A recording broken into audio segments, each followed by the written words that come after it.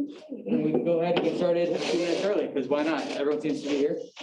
So, go ahead, floor is yours. Thank you, Sebastian. Hi, everybody. How we doing? Doing Good. So I'm Andrew James. I'm the Dean of Admissions at ASU Law. So I think I recognize some of you guys. So first of all, let's start off. So how many are freshmen, which I wouldn't recognize? Okay. Sophomores? Juniors? Seniors? Okay, great. So I think this is the fourth time I've done this. So some of you guys have probably, have been to these before, right? Have you heard me speak before? Anybody? Yeah, good. I'll try not to disappoint you this time. Well, it's great to be here. You know what? This is a small enough group where if you don't mind, let's just go around real quick. You can introduce yourself, just your name, what year you are, where you're from, and what you're studying. Cool. Start in the back left. My name is Theo. I'm from Phoenix area, and I'm studying political science and economics. Awesome. I'm Kirsten. I'm a senior. I'm from Minnesota and I'm studying biology.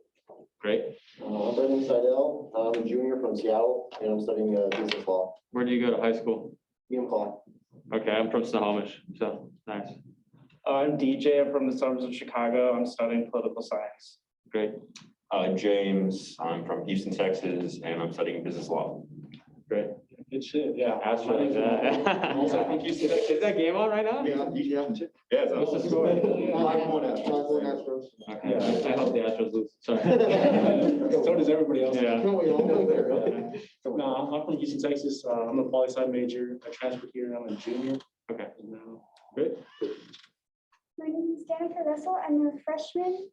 I'm my first year, and I'm from the Casa Grande area, and I'm majoring in social justice and human rights. Great. I'm Rachel. I'm a freshman. I'm from Chandler, Arizona, and I'm majoring in psychology and Spanish. Great.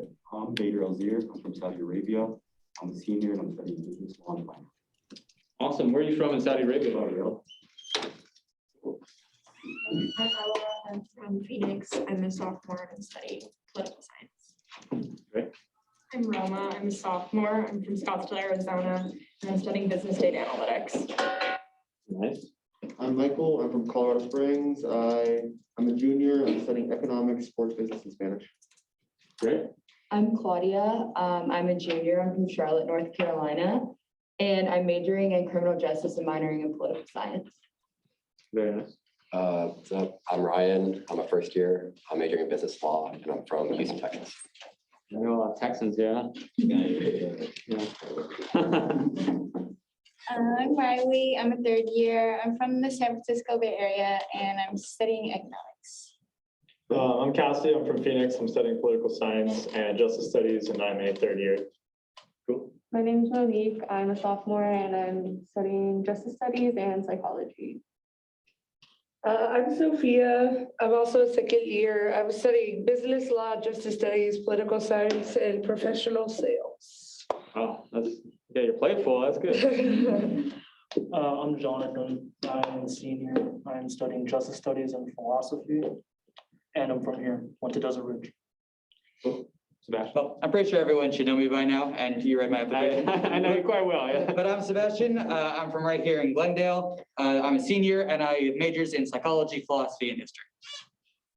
Great. So it's really nice to be here, and this is always fun for me because we just get to have a real talk, right? This is what we've done in the past is very unstructured. So I really want this to be a Q&A, and I will be incredibly candid with you, at least to the extent that it can be all recorded, right? But we may have to edit this, like no joke. I'll edit it, no worries. So, like anything is on the table. We can talk about anything, right? One second. We did get another introduction in the chat, by the way, because we have a couple people on Zoom over here. Oh, okay.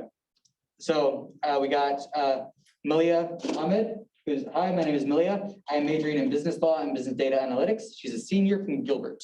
So Zach, if you want to introduce yourself too, can you? Yeah, hello, sir. My name is Zach Kaufman. I'm a business law major here at ASU Tempe. I'm also going to wrap up a certificate in applied business data analytics next semester, and I'm planning to minor in history in my senior year.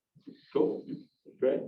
He also won our trivia contest, so kudos again for that. Yeah. Oh, attaboy. Thank you. All right, yeah. So, yeah, everything's on the table, right? I mean, so this is probably gonna mean different things to different people in the room, depending on where you are in your collegiate career, right?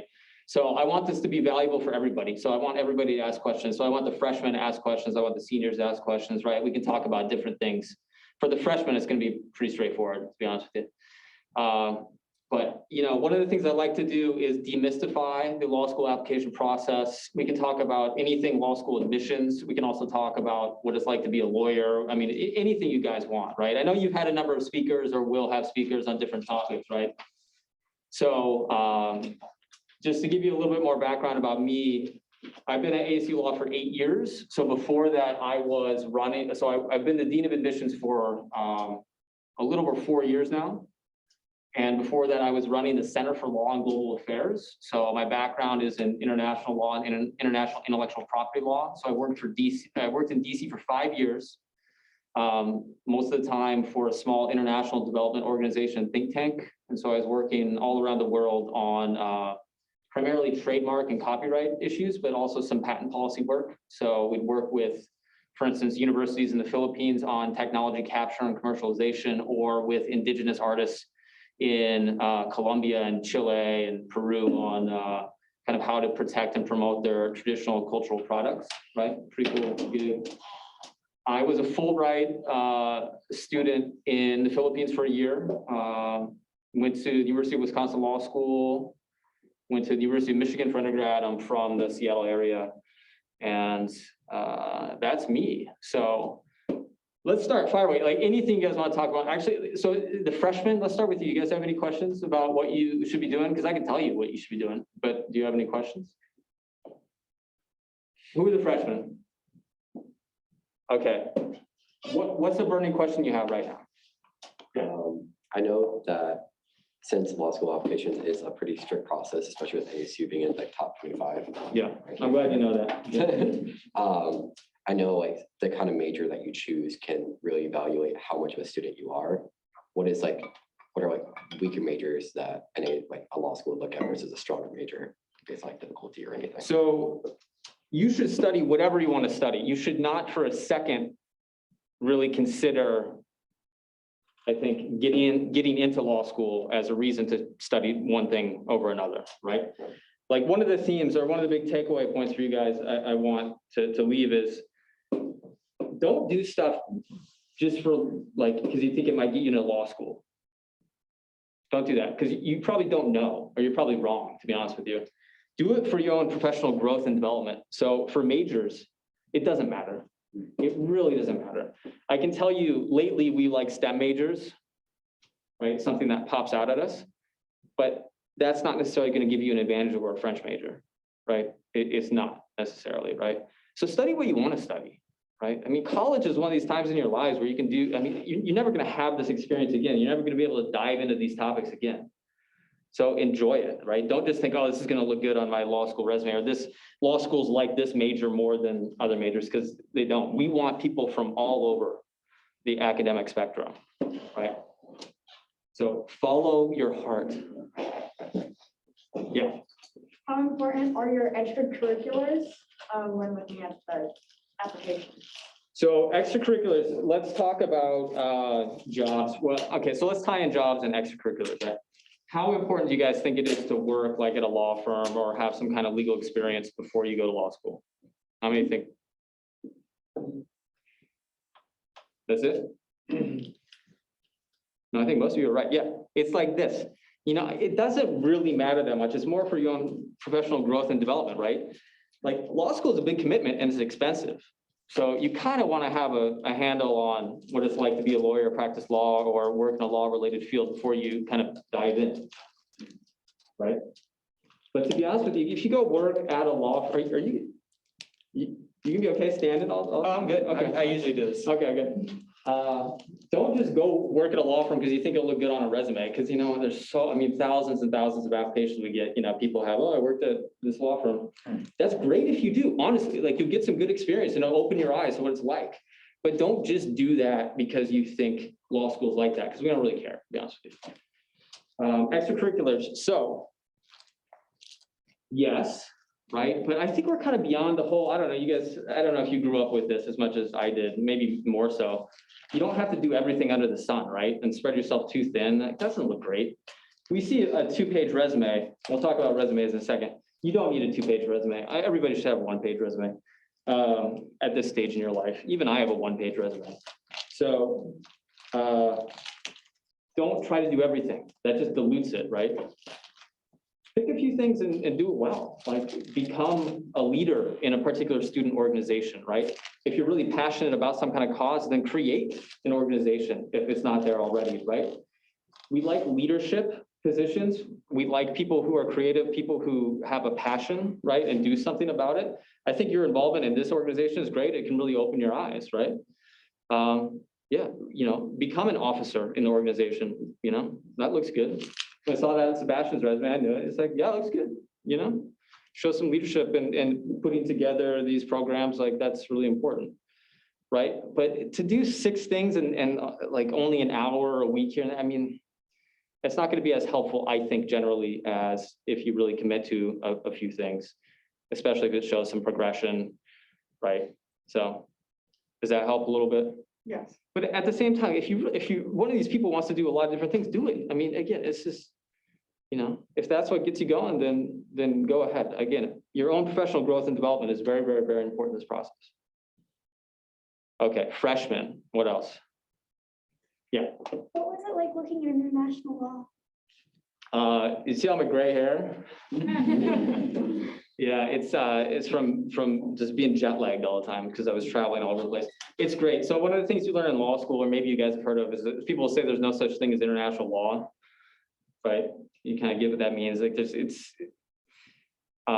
you're seeing this. You guys follow the kind of the climate change meeting negotiations that are going on. Anybody, right?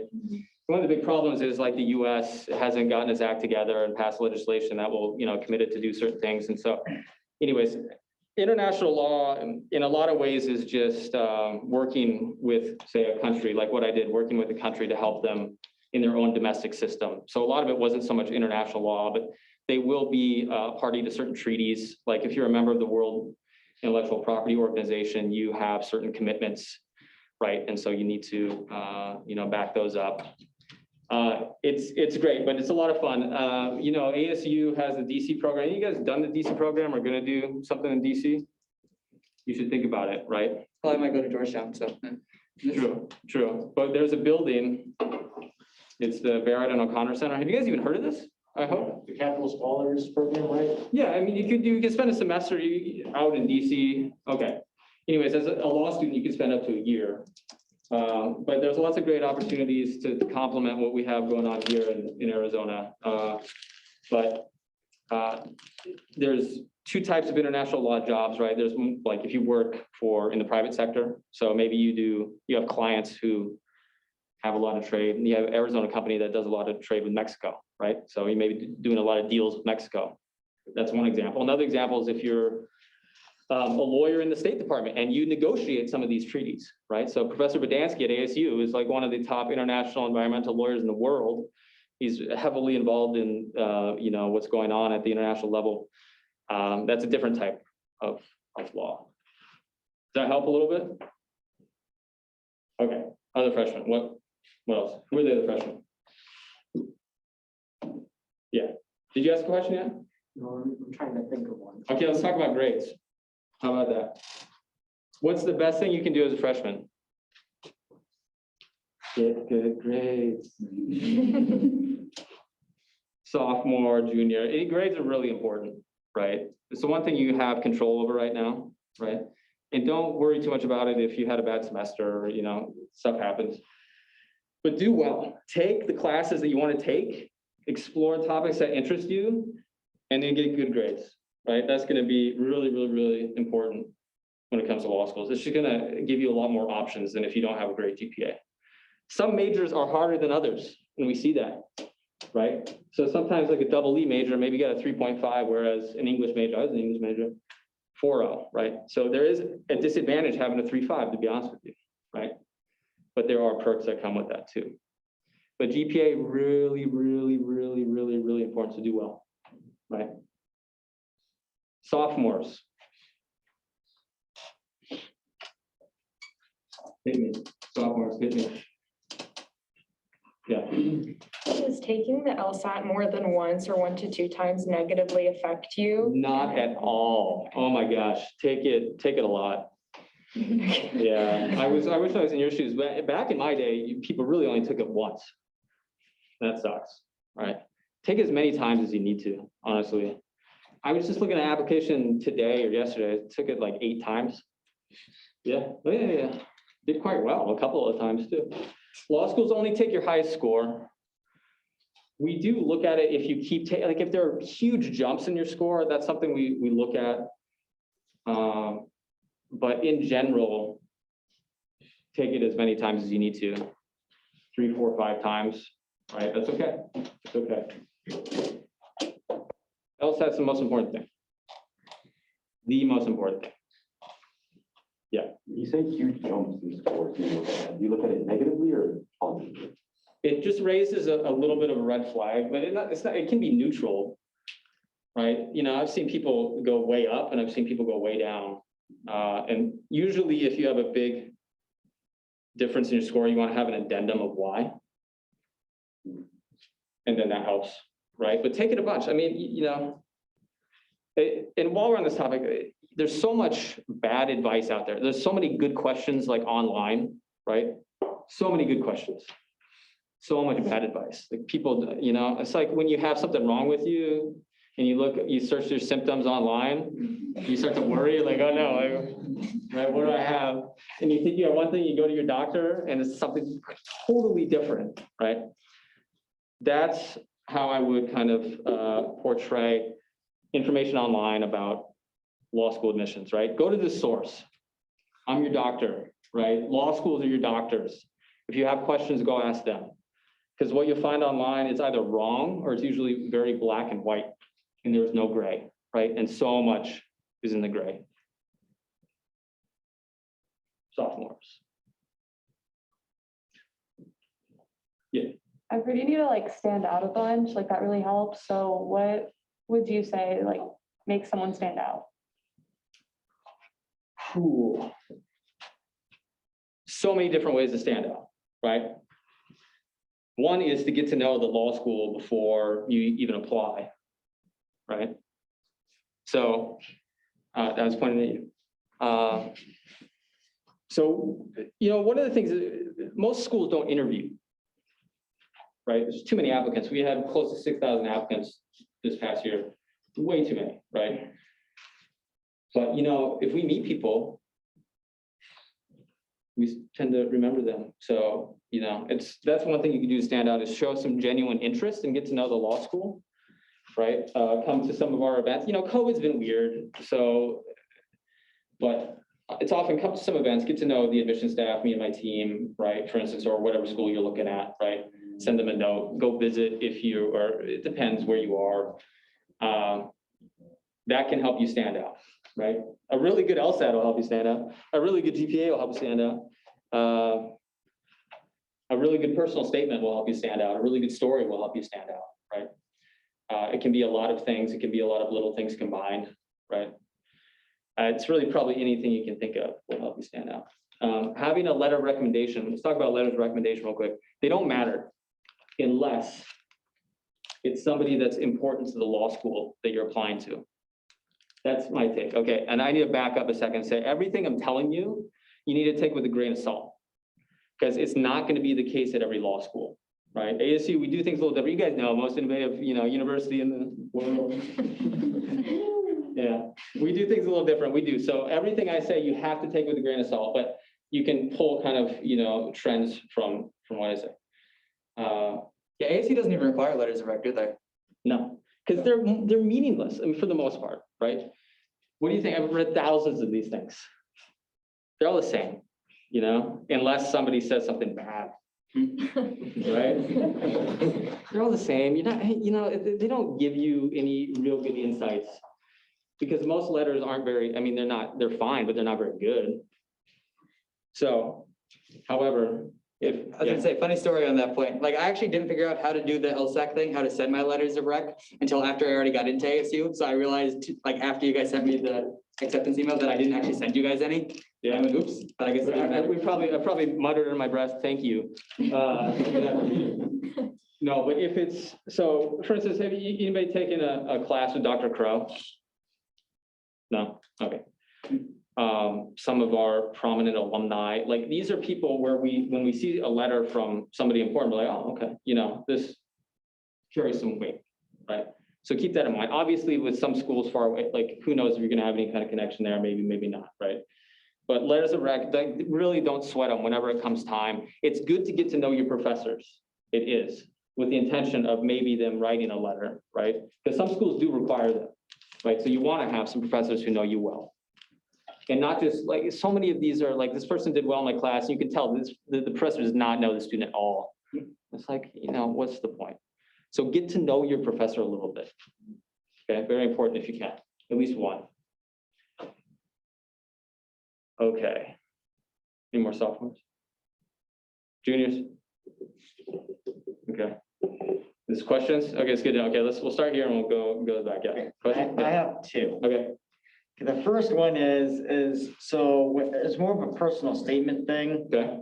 But more, and I'm trying to speak broadly here, but like, do law schools like I wanted to do this since like for a long time in my life, like since high school kind of people? Or do you like more people that kind of find, oh, law is what I want to do by the wayside? Or one is not better than the other, right? So one of the things I want you to all remove from your brains is like, there's a better, like one is better than the other. Because in almost every instance, one is not better than the other unless it's like an LSAT that's a 165 versus a 161, right? Something like that. So it all depends. Let's talk about the personal statement for a second. What do you think the most important aspect of the personal statement is? Actually, there's two parts to this. What are the two most important aspects? Yeah. Personal. Okay. No, you're, yeah. Why you want to go to the school? Okay. Yeah. Sincerity. Okay. Yeah, these are kind of in orbit, in the realm. So The story. okay, yeah, okay. Yeah. I was thinking of some sort of demonstration of how you've grown professionally in your undergraduate. Okay. Yeah, you guys are hinting at kind of, there's two things. One is that the most important thing about the personal statement, two things. One is that you follow directions.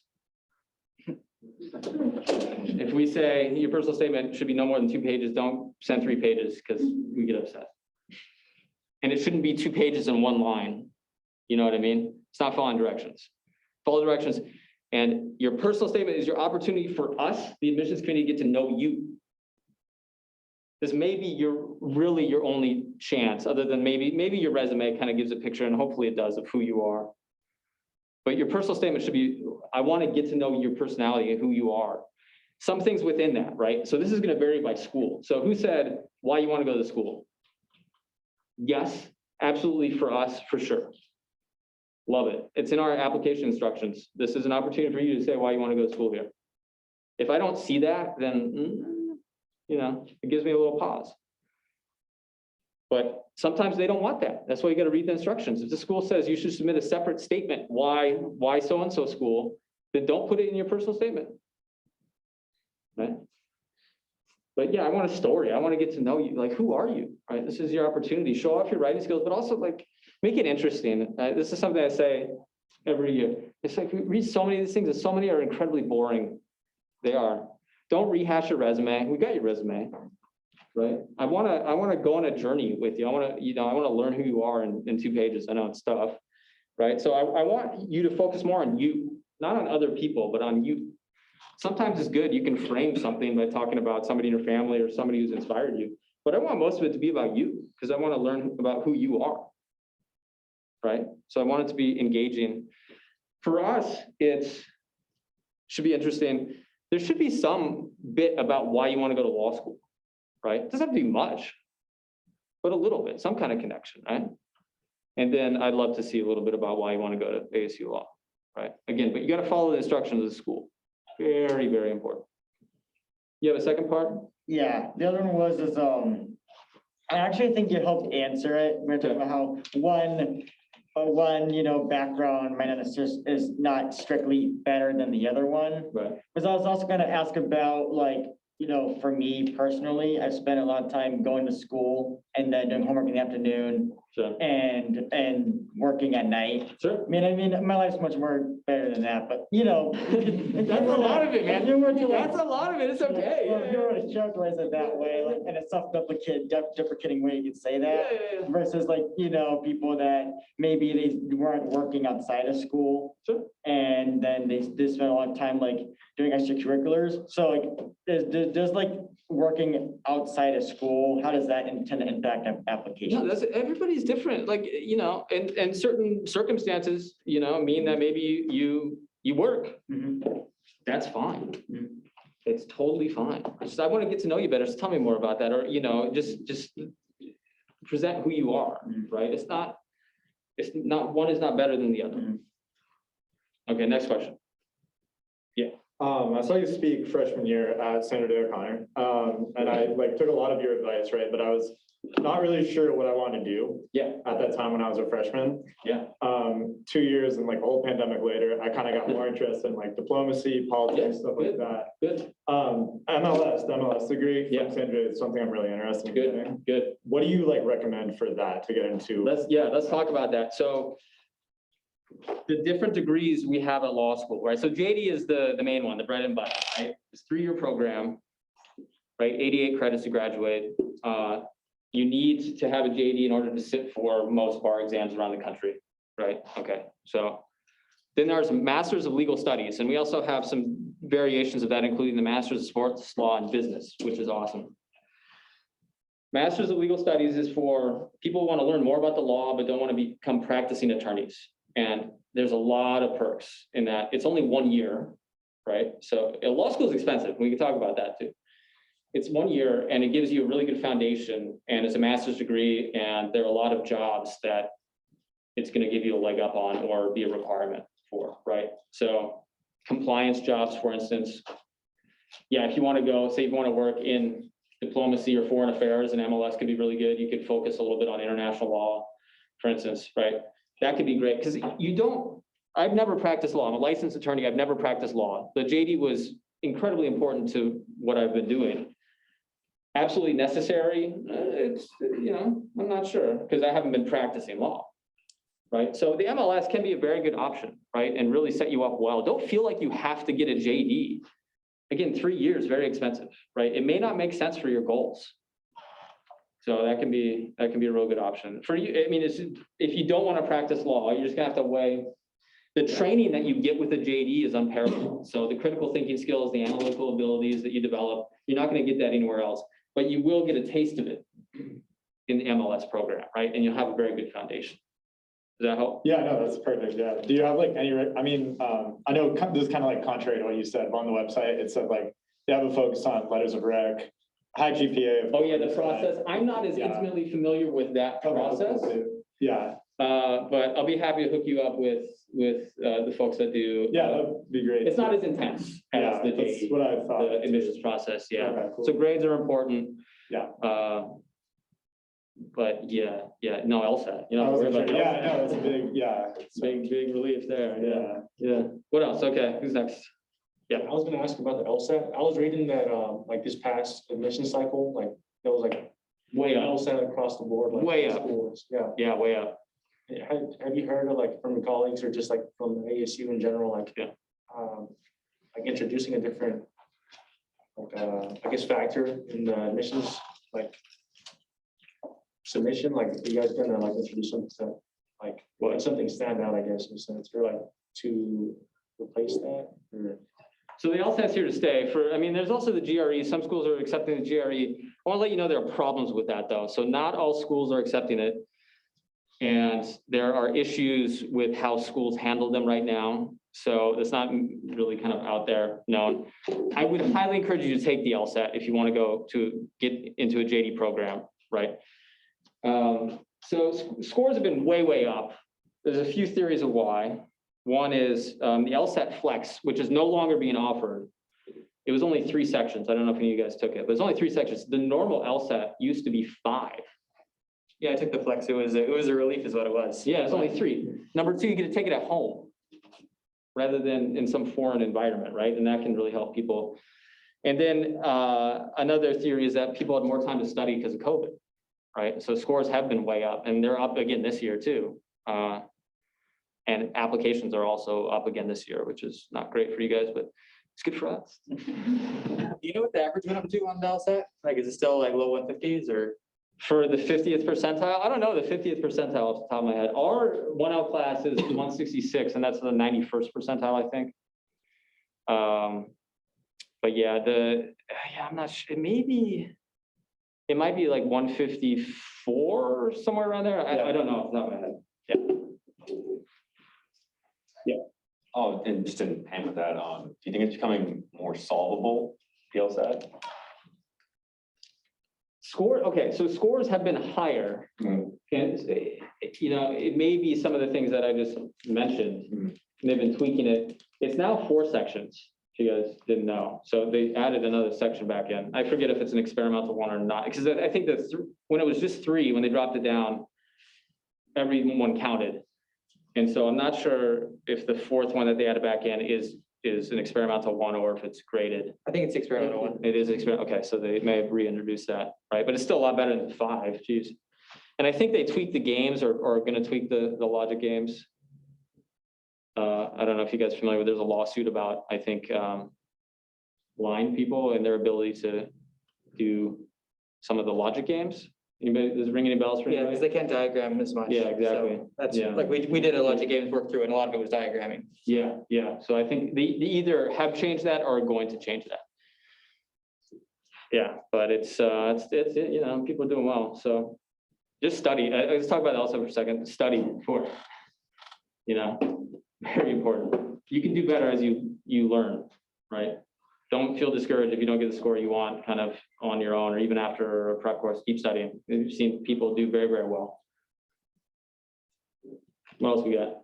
Just kind of like to piggyback off of his question, just talking about the essay. Whenever you mention stuff that comes up. Oh, in the LSAT, the essay? No, The personal statement? just the personal statement, yeah. Yeah. Like if you mention stuff like work or like family stuff, does that come off like as an excuse or? No. We want to get to know you, right? I mean, not everybody's life is perfect, right? In fact, if I ever read somebody and it seems like their life is perfect, it's like, what's going on here? Right? No, just who you are. Everybody's different. And we like that. Like law schools are desperate to get people from like every walk of life, right? So what you think may be a disadvantage can very well be an advantage to you. Yeah. Do you think study abroad could be a good differentiator from law school? It was great. I love talking about study abroad. So when I see it on somebody's resume. Yeah, I mean, it's one of these things, one of these many things that you can do, right? I think it's great. It's, again, going back to your own professional growth and development, I think studying abroad is one of the best things you can do. Again, I know it's been tough for you guys during COVID, but just for your own professional growth and development, awesome. And it looks cool. I mean, it's nice to have a little international experience. I like it on the resume. Sure. Yeah. How do you consider like if someone took extra time on the LSAT? Like, does that play a factor at all? We don't know. Oh, really? Nope. Okay, and then my second one is like, how much does the writing sample play into admissions decision? Very little. Again, take what I say with a grain of salt, because some schools may value it more. But I mean, we look at it, and if it makes even a little bit of sense, that's good. I mean, obviously, the time pressure is not necessarily the best exhibit of your ability, right? You know what is? The personal statement, right? So we're not going to give much weight necessarily to the writing sample. It comes up every now and then, maybe with people that are borderline. So you don't want to like ignore it and not do well, but don't stress, don't sweat it too much, at least for us. Yeah. So you were talking many times about like factors and how there are different factors that can differentiate you on your application. And then you also did talk about how, your GPA playing off your major can be perceived differently. But what if you are in an honors college? Does that do anything? Does that, affect the way you're viewed in your application GPA is viewed? Maybe. So Barrett, obviously we love Barrett, right? You can't, your GPA is your GPA, so there's no getting around that, right? But it does, I mean, it's nice, but you know, it's one of these things that's probably just on the margins. It's not gonna matter that much, but it looks good. Like, don't get me wrong, it looks good. Going off that, I know Barrett has like the Project Excellence Program. Yeah, Like as an undergrad, you could take classes at Sandra Day O'Connor. yeah. Is that a good thing to do for It's the? good for you for two reasons. One, you see what it's like to take a law school class. And it's kind of fun, I think, right? Number two, it's good to have a law school professor kind of go to bat for you, right? That helps.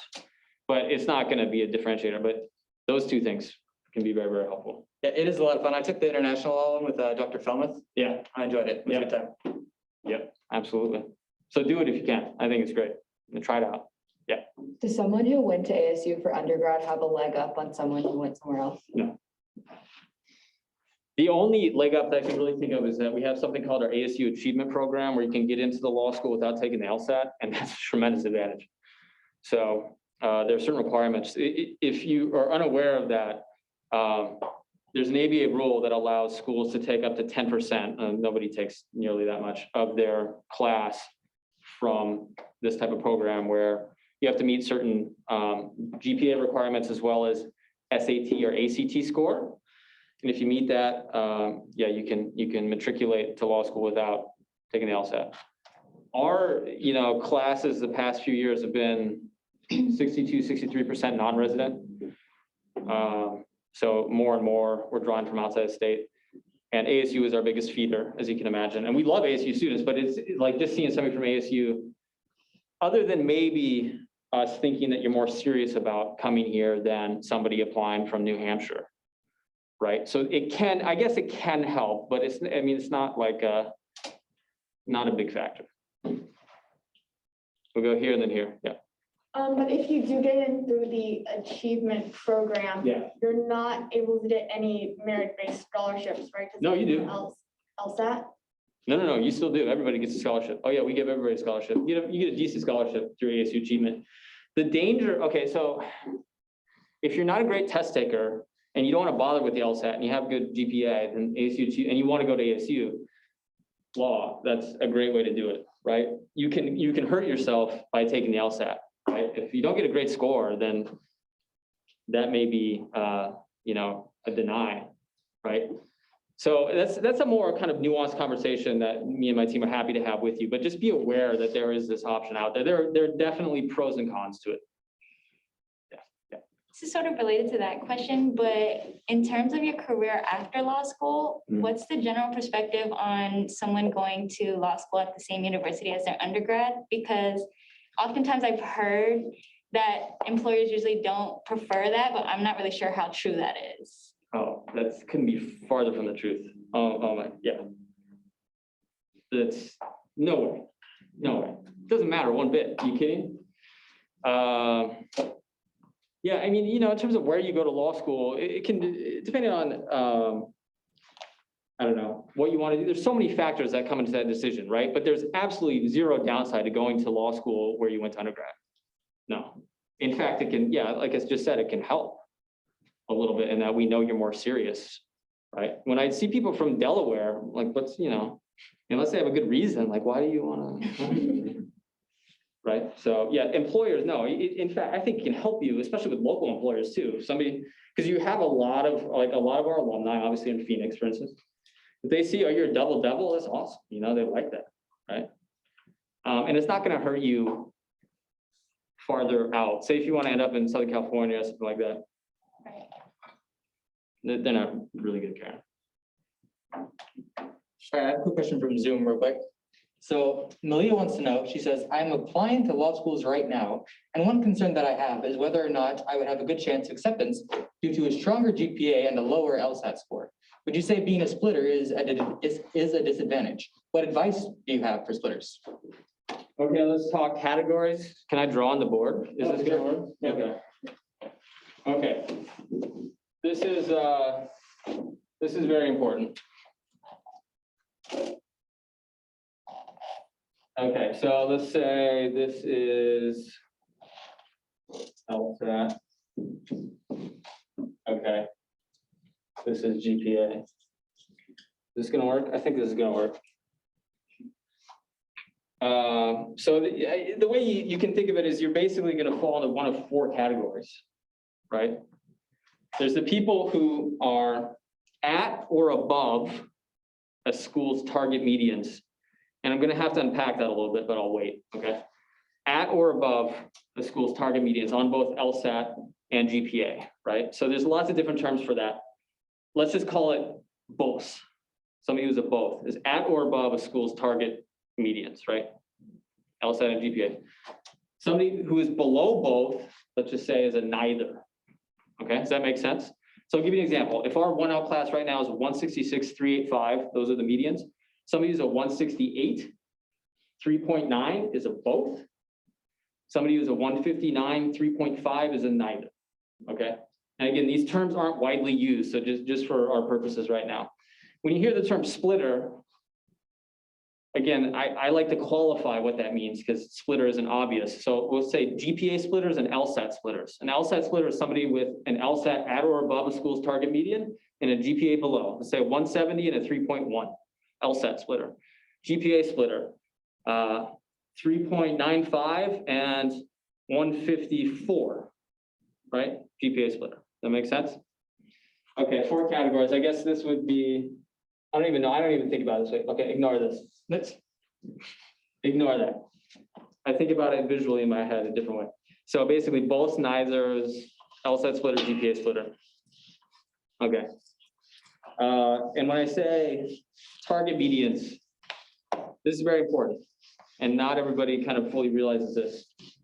So what you know or think a school's medians aren't necessarily what they are or what they're going for, right? The widely available public information about law school medians right now is something called the ABA's 509 report, right? But that data is outdated, right? That is from the class that is currently 2Ls. It means nothing now. The problem is not every school has released the information about what the current 1L class looks like. Most schools have, but not everybody. Like Emory, I don't think has released that. Illinois, we don't know.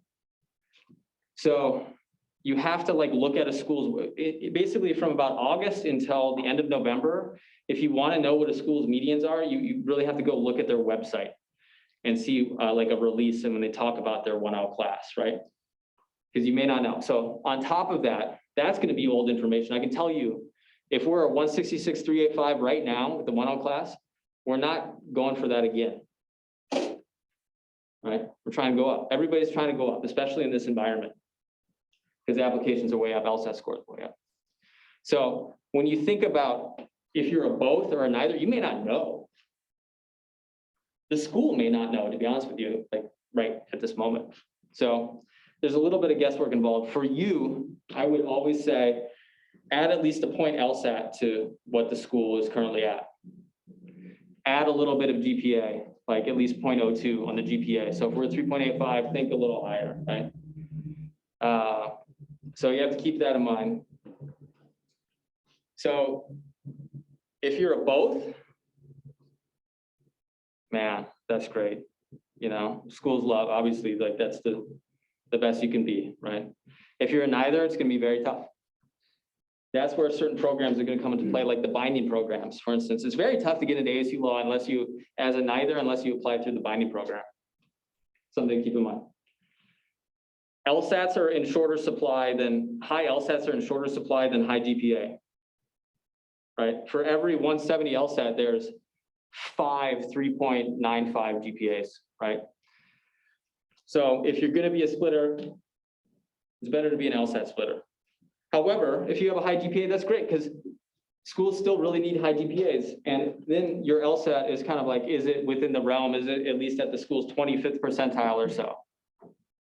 Right? So our 25th percentile is a 158. If you're 158, hey, you got a decent chance. If you've got a good GPA and want to build around a 158 higher, that's pretty good. Right? Yeah. Can schools see above a 4.0 GPA? Yes. The highest you can get through LSAC, and this is another point, your GPA isn't necessarily what you think it is. Your GPA is what LSAC spits out at you once you submit your transcripts. And that can suck. Because if you have community college credit, study abroad credit can bite you in the butt. I think it goes up to 4.3 or 4.33. I forget, that's the highest you can get. So some schools like ASU, you can get above a 4.0, right? A lot of schools you can't, but it does not put them at a disadvantage because, or if they give A+, this is what it boils down to. If a school gives an A+, that is like a 4.33 in LSAT. If you go to a school that doesn't give A+, then you're at a disadvantage because your GPA cannot go above the 4.0. I have a question about that. Do they look at like the average GPA of people at that specific undergraduate university? Because I know that varies. 'Cause Yeah. my GPA I thought was really good, and then I looked at it, I'm like, oh, I'm only the top 8% of ASU. Oof. So that might be. Yeah, different. it's something, we definitely look at that. I mean, how much weight it carries, it's more with, I don't know. I mean, that's gonna be more school specific. Yeah. I think, but it's definitely something that is on your CAS report and we can see it. Yeah. Do you look at like just the GPA or do you look at transcripts and grades in individual classes? Oh, yeah. And You then- look at transcripts. So going off of that, I made a silly C freshman year and I'm probably gonna retake the class. Like, you'll still see that C, obviously. So like, will you still look at that C and be like, oh, dang? Or will you look at the fact that I retook it? Or does it really? We don't care if you got a C. It's not a Okay, big deal. because it's like really like keeping me up at night. Yeah, no, it doesn't matter. I mean, your overall GPA really matters, right? Getting one C, that's fine. People, it happens all the time. Like, no big deal. Yeah, I like lose sleep over No, this, so don't. that's great to hear. This is the last you should ever think about that, honestly. If you have a good GPA, just do well and everything else. Don't worry about a C. It's not a big deal. Yeah. So kind of similar situation with her. My freshman year, I almost failed out of college. Mhm. I'm doing way better now, like Good. Dean's List, like 3.8 or Good. higher. Good. But I was just kind of thinking like, because my GPA is not good because of that freshman year. You have So an I was upward thinking trend? about It that. sounds like you have an upward trend. That's good. So again, you can't get past whatever your reportable GPA via LSAC is. You can't get past it. But if you have an upward trend, that's great. That can help you a lot, right? We do not like people to start off 4.0 and then go 3.8, 3.5, 3.0, 2.5, that doesn't look great. But I had also swapped majors. Yeah, that's cool. Yeah. But I just kind of figured, because I went from like one major, then I was forced to switch into my current major now. Mhm. I wasn't sure if that kind of looked bad or not. No, not at all. So you briefly mentioned how, your GP is also affected by potential transfer credits or if you took anything at community college. Yeah. So if you took certain courses at community college for your major, even though you were, doing all of your undergrad at a certain university, Mhm. is that frowned upon at all? No. Oh, what does it mean when a school says they look at your application holistically? No, I love it. It's total BS. Oh my God. I hate that so much. Yeah, of course we look at everything. I mean, it's just. Schools like to say that it's, so they seem like numbers aren't important as they are. And whenever I hear that, I roll my eyes. It's like, give me a break. So, so regardless of school, whether it's Yale or whether it's, the 199th ranked school, your LSAT and GPA are incredibly important, right? It gives you an idea of the kind of schools you can get into, where you're going to be competitive, right? Somebody with a 3.1 is not going to get into Harvard, doesn't happen, right? But they will get into like maybe the 199th school, things like that. So yeah, people like to hide behind that, but it's just numbers are not everything, but they're really important. And what else is really important? Your personal statement, getting to know you, right? Your resume is really important. Kind of, do you seem like somebody who would be a really good student and represent the school well as an alum? Are you kind of a cool person, right? Have you overcome adversity? There's so many different things that come into play, but schools like to use that term to make it seem like numbers don't matter, but of course they do. We all play the same game. It's LSAT and GPA, it's all medians, right? The 75th and the 25th don't matter as much as you probably think, because there's no ranking value to them.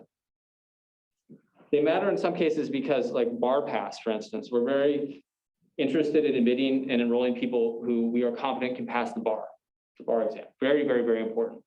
This is the big difference between law schools and college. Colleges are going much more test optional, right? where some people, you're not even taking SAT or ACT anymore. The LSAT is very important because it gives us a pretty good idea of whether we think you can pass the bar or not. They like to say that the LSAT gives you an idea of how successful you're going to be in your first year of school. Yeah, but for us, it's more about, are you going to be able to pass the bar exam? Yeah, so, yeah, holistically, yeah, just laugh, roll your eyes and laugh whenever you hear an admissions officer say. I have a couple of Zoom questions real quick. Okay. Just, I want to make sure I'm not neglecting the Zoom people. So this question is, for people applying now, how much do senior year grades factor into admissions? Will ASU law reconsider an acceptance or denial? Yes, if your grades go up, maybe. If your grades go down, will they be like, oh, never mind? Well, it depends on the school, but it's not impossible to have an offer revoked if your GPA goes down. I think it's very rare, but it's not unheard of and it's not impossible. So you gotta be very careful. That's gonna be very school by school, but it's not in your best interest to do poorly your senior year, that's for sure. And it can get you in trouble with the school potentially who admits you based on a particular GPA. And if that GPA goes down, it may be a grounds for us rescinding an offer. I've never had to do that. I know some schools have, but it's a possibility. Another very quick one. It says, does the transcript show if a class did not use the plus or minus distinction? A plus, A minus. Yeah. Yeah, the transcript, I mean, yeah. Some schools don't, you do A pluses. And so it'll just be just an A or, right? Well, will it show class by class? Because I know I've had classes that don't do A pluses and I've had ones that do. No. No, that won't show, But but it's it's, school. yeah, so it'll show. the school. Yeah. I mean, it'll show an A plus if the, school or the class gives an A plus. Yeah. But yes, So I had two questions. So my first question is, does taking two majors look better? Not really. Not really, okay. Again, your own professional growth and development, awesome. Do we care that much? No, not really. On professional growth and development, awesome. And my second question is, I don't know if this is gonna help anyone here, but for international students, Yeah. does the application process differ very much for international students versus domestic students? Well, it depends maybe if you go to school abroad, you're not gonna have a reportable GPA. And so in some ways that can be good or bad, right? So your LSAT is of utmost importance as an international student or an American student, for instance, who studies. I was just talking to one who was at St. Andrews in Scotland, right? No GPA. We get her transcripts, we can see how she's doing, but there's no reportable GPA. So the only thing for rankings purposes is an LSAT. So that can cut both ways, right? But for you, for instance, you're gonna have a GPA. So it's fine. International, no, I mean, there's some nuances that I won't really get into. It can be good or bad. Being an international student can be good or bad. And we can talk another time about that more intimately, because I can walk you through, there's a lot that goes into that. Like scholarship negotiations, stuff like that. Oh, yeah, okay. Yeah, now we're talking. Yeah, this is more of my gray hair, yeah. So, yeah, it depends on, okay, let's talk about that. So depending on the school, if you get admitted, we're very good about giving you a scholarship right when you're admitted. Some schools are awful about it and they wait like weeks and weeks or months to give you a scholarship offer, which is silly. They like to string you along. It's not great. Yeah, it's not fun. No, it's not fun, right? It's just for an admitted student, like, I appreciate you guys doing it right away. It's appreciated. well, because we want this to suck as little as possible for applicants. I'm serious. Like, I've been in your shoes, it sucks. So we want to make it better. There's a lot that goes into that. So that can be very nuanced as well. I would say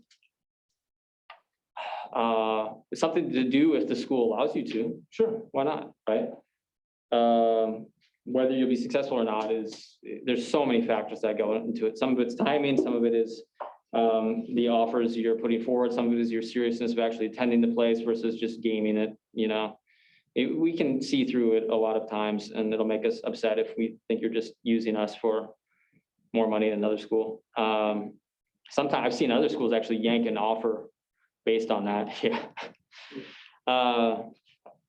But that's next level stuff. I'm happy to talk to you about that more. Just know that it's an option, but that's going to be school specific. Some won't negotiate at all, and others are very happy to, like us. We're very happy to. Yeah, especially if we want you there. Well, this is like the admissions process is much more collaborative than I think, at least at ASU, than it is a lot of other places. Like this is a win-win situation for everybody, right? Do not think of this as like combative at all. It's not, right? We want people who want to be at ASU, for instance, other schools, they want people who want to be there. And so if it's a matter of a little bit of money here or there, like, hey, everybody can win. It's all good. It's being respectful in that communication, putting forth a good argument, and yeah. So I wanted to ask a little bit about the wait list. How many people do you usually end up admitting off the wait list? Is it worthwhile to wait for that, or should you consider that you're probably not? Yeah, that really depends. So last year, there was very little waitlist movement, I think. I mean, it's very tough to generalize about the wait lists. Sometimes there are courtesy wait lists where this person has no chance of getting in, but they'll get waitlisted just as kind of, because we like you, but there's no chance of getting in. That'll happen, to be honest with you. So every school does that. It depends on the year, right? It depends on, like, applications were way up this past year, so there's very little waitlist movement. In fact, most schools were trying to shed people. So for scholarship negotiations, for instance, it's bad for admitted students because people wanted to lose, right? They're not going to give them money. It really depends on the school, the timing, what's going on with them that year. So I don't know at this point. Applications are up. I would expect for everybody who's applying now. How many people are applying right besides Sebastian are applying this year? Yeah. It looks like it's going to be another good year. So it's good. I'd probably guess like not much waitlist movement back. It's still early, so it's tough to tell. Yeah, it's just gonna have to hang on. I mean, it's one thing that it may tell you is if you're above both their target medians, then you probably have a decent chance of getting in, right? If you're not, if you're below, then I'd say the chances are probably pretty slim. It's hard to tell target medians, like you said, they don't really publish what the target is. Right. I know I'm above what their median was, but yeah. Yeah, and then it just kind of depends. Yeah, so we have to see how things shake out. There's some stuff online that can give you a better picture of like LS data, I think it is, of the types of people that are getting in. It's not necessarily totally reliable though, but it can give you an idea. We can talk more about that as you and I can talk more about that as time goes on. For sure. Yeah. Yeah. For ASU law, is the LSAT alone good enough to apply for dual degree programs? You mean? Like if I wanted to get my JD and MBA maybe, or? Oh, no, so you're gonna have to fulfill whatever the requirements of the other school's degree is. So I think for MBA, you're gonna have I don't think they just do. It's possible that they would just accept an LSAT, but I don't think they do. Okay. So you're gonna have to look at carries and what they're doing with what the requirements for applying to the MBA. Usually, if you're doing a concurrent degree, you're gonna have to apply to each school individually and be admitted to both in order for it to work. How are we doing time-wise? we're almost done. It's at 6:57. Time flies, guys. Oh, and that's the question, because we had a question earlier, DJ, you were asking about diversity statements in addendums. Yeah. Oh, yeah.